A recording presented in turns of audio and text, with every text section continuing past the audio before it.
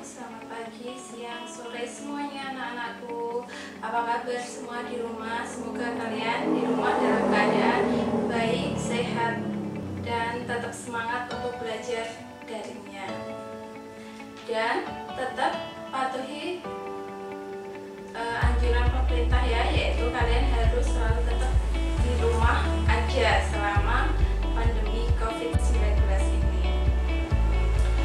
Baik anak-anak, hari ini guru akan menjelaskan tentang menerapkan penggajian dan tunjangan pegawai. Sebelum itu, apa sih gaji itu?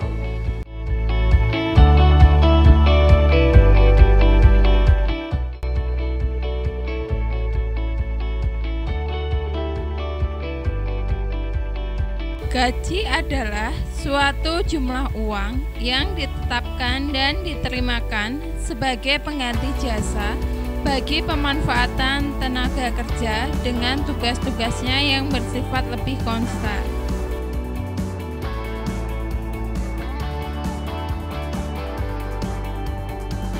Sedangkan upah merupakan imbalan yang diberikan kepada buruh yang melakukan pekerjaan kasar dan lebih banyak mengandalkan kekuatan fisik. Jumlah pembayaran upah biasanya ditetapkan secara harian atau berdasarkan unit pekerjaan yang diselesaikan. Kata gaji dan upah sesungguhnya berbeda, tetapi bagi pegawai mempunyai arti yang sama karena keduanya menunjukkan nilai yang sama, yaitu imbalan hasil pekerjaan. Gaji lebih pembayaran atas jasa pegawai yang memiliki jenjang jabatan, sedangkan upah merupakan imbalan buruh yang melakukan pekerjaan kasar.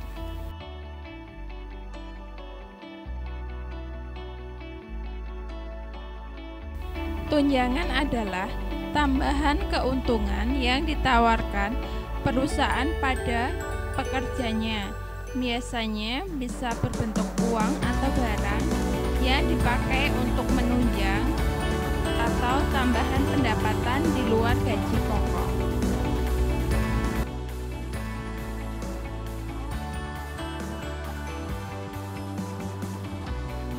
Unsur-unsur gaji adalah yang pertama, gaji pokok. Gaji pokok merupakan gaji yang telah ditetapkan perusahaan berdasarkan kontrak kerjanya. Yang kedua yaitu premi. Premi adalah upah tambahan yang diberikan kepada karyawan dikarenakan karyawan tersebut telah bekerja dengan baik melebihi standar yang ditetapkan perusahaan. 3. Lembur. Lembur merupakan upah yang dibayarkan kepada karyawan yang melebihi jam kerja yang telah ditetapkan sebelumnya. 4. Bonus. Bonus merupakan upah yang diberikan perusahaan pada suatu tahun fiskal memperoleh keuntungan yang ditetapkan setelah berkonsultasi dengan serikat kerja. 5. Catu. Catu merupakan upah yang diberikan perusahaan kepada karyawan dalam bentuk barang, misalnya minyak, gula, dan sebagainya. Yang terakhir, yang keenam, perlengkapan dan sarana lain. Ini merupakan upah yang diterima karyawan secara tidak langsung, berupa bentuk jasa seperti pelayanan kesehatan dan transportasi yang diterima tidak dalam bentuk uang.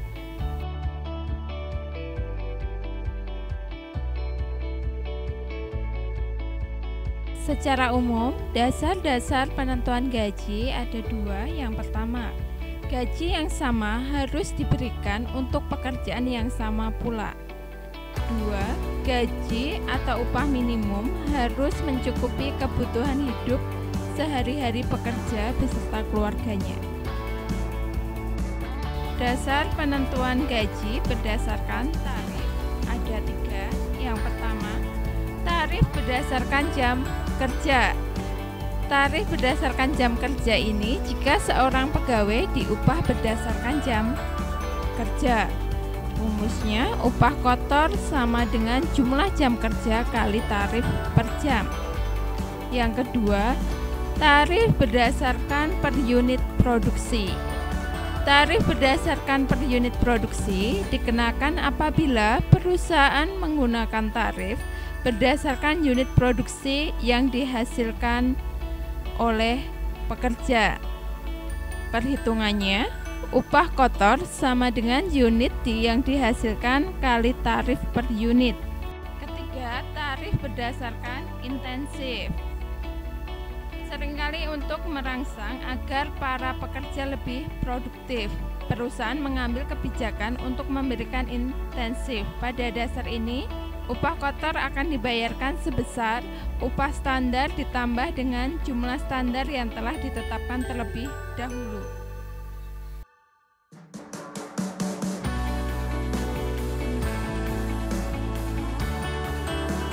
Bentuk upah atau gaji sebagai berikut. Yang pertama, dalam bentuk uang. Yang kedua, dalam bentuk barang. Yang ketiga, dalam bentuk uang dan barang. Yang keempat, dalam bentuk kesempatan untuk menikmati suatu faktor produksi.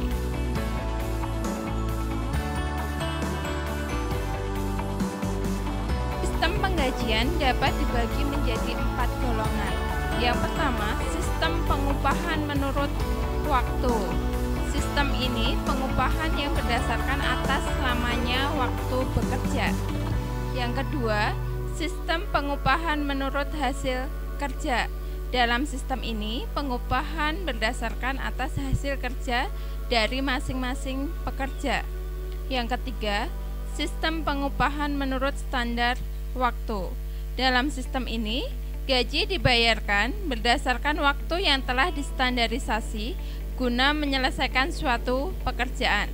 Keempat, sistem pengupahan menurut kerjasama pengusaha dan pekerja. Pembayaran upah dengan sistem ini biasanya disebut tunjangan atau pembayaran tidak langsung.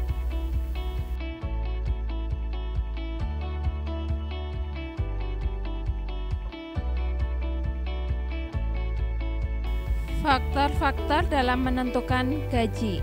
Faktor utama dalam menentukan gaji pegawai adalah tidak boleh melebihi kemampuan perusahaan untuk membayar dan tetap memperoleh keuntungan. Faktor-faktor yang harus dipertimbangkan antara lain: 1. Upah minimum provinsi. 2. Pemberian upah atau gaji. 3. Upah yang perlu dan tidak perlu dibayarkan kepada pekerja. 4. Tunjangan.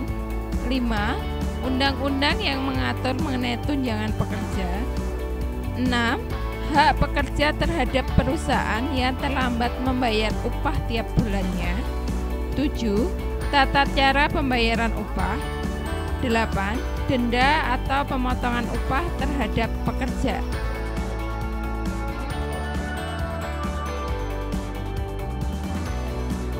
Prosedur yang digunakan dalam proses penggajian tenaga kerja di sebuah perusahaan antara lain: yang pertama, prosedur pencatatan waktu hadir. Prosedur ini bertujuan untuk mencatat waktu hadir pegawai. Yang kedua, prosedur pencatatan waktu kerja. Biaya upah pegawai dikenakan kepada produk atau pemesanan yang menikmati jasa pegawai tersebut. 3. Prosedur pembuatan daftar gaji dan upah. Fungsi pembuatan daftar gaji dan upah adalah membuat daftar gaji dan upah pegawai. 4. Prosedur distribusi biaya gaji dan upah.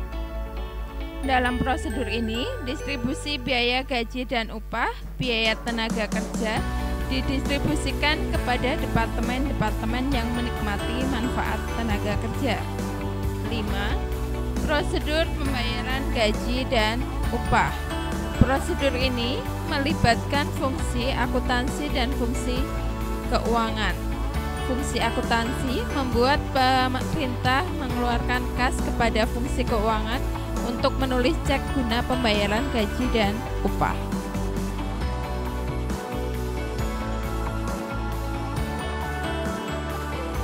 Dokumen yang digunakan dalam penggajian antara lain: 1. Dokumen pendukung perubahan gaji dan upah. 2. Kartu jam hadir. 3.